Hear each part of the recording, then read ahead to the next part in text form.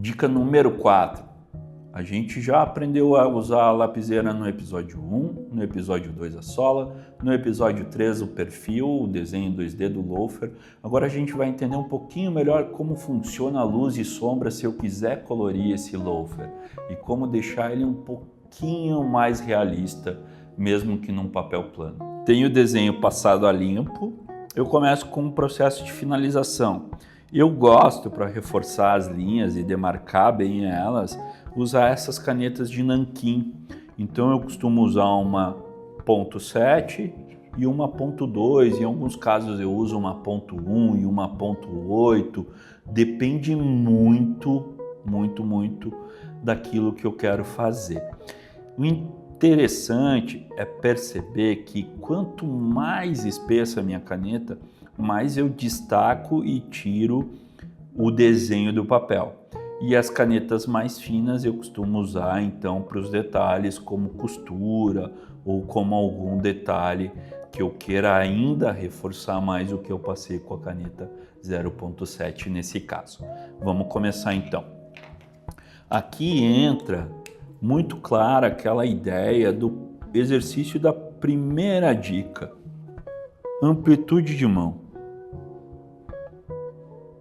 Amplitude de movimento.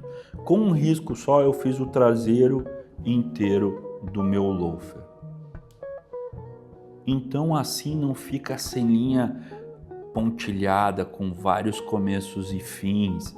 Eu fico com uma linha mais suave, depois eu consigo apagar a borracha e tenho uma linha muito limpa daquilo que eu estou fazendo. Vou usar todas as linhas paralelas com um movimento de mão aberta, com um papel nesse sentido.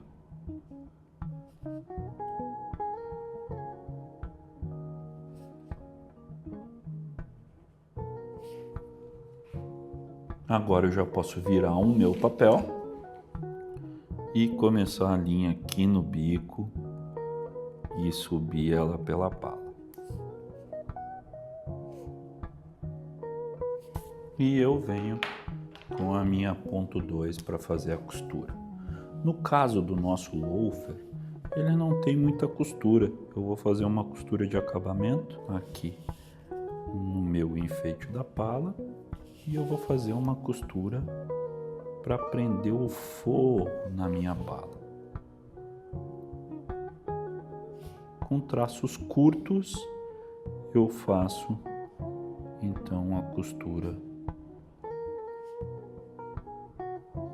de uma maneira que represente no meu desenho. Agora é apagar esse lápis de baixo para a gente começar o processo então de luz e sombra. Para começar o processo de luz e sombra, é interessante eu tentar entender aonde incide luz e aonde incide sombra no meu produto. Se eu olhar ele aqui, eu tenho um pouco de luz nessa região da lateral. Essa luz se espalha um pouco, claro, muito pela inclinação e pelo ângulo que eu estou mostrando esse sapato. Eu tenho um filete de luz aqui atrás e eu tenho uma luminosidade aqui nessa pala. Vamos replicar ela no papel então para ver como é que fica. Vou fazendo um cinza para que a gente possa ver. Essas canetas, a curiosidade delas é que elas têm duas pontas. Elas têm uma ponta mais fina, que me auxilia a fazer alguns detalhes, e ela tem também uma ponta mais grossa, que me auxilia a dar volume na hora do acabamento desses desenhos. Eu vou começar usando essa ponta aqui. Eu faço um risco no meu traseiro, bem contra a minha linha final.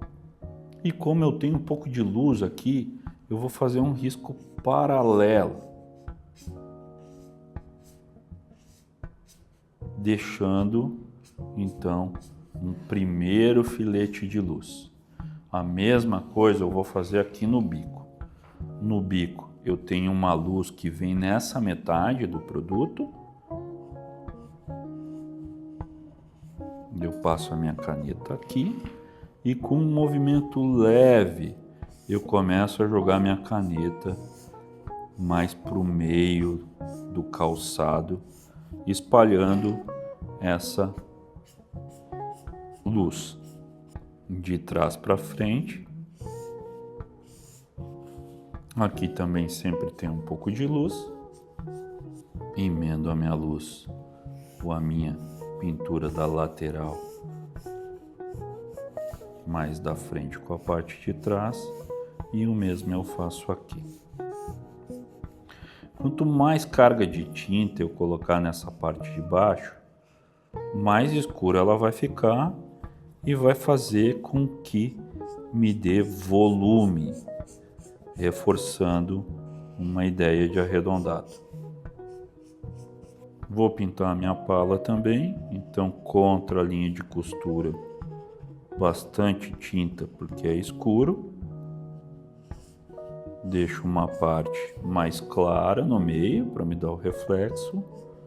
Bastante tinta na linha que divide esse meu produto com um lado externo, onde eu não tenho desenho, que eu também tenho uma segunda luz nesse peito de pé. Meu desenho começa a tomar volume, então. Como eu posso reforçar esse volume?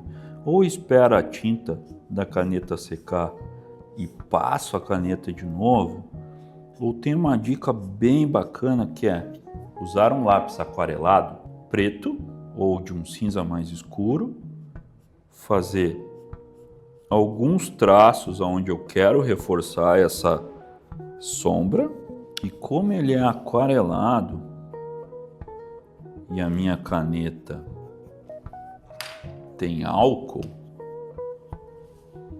eu consigo dissolver então essa aquarela e espalhar a tinta do lápis, reforçando as minhas sombras. Quanto mais eu amplio o risco, mais eu espalho a aquarela. Já tenho com bem mais volume esse loafer. O mesmo eu posso fazer com o salto e com o detalhe da pala.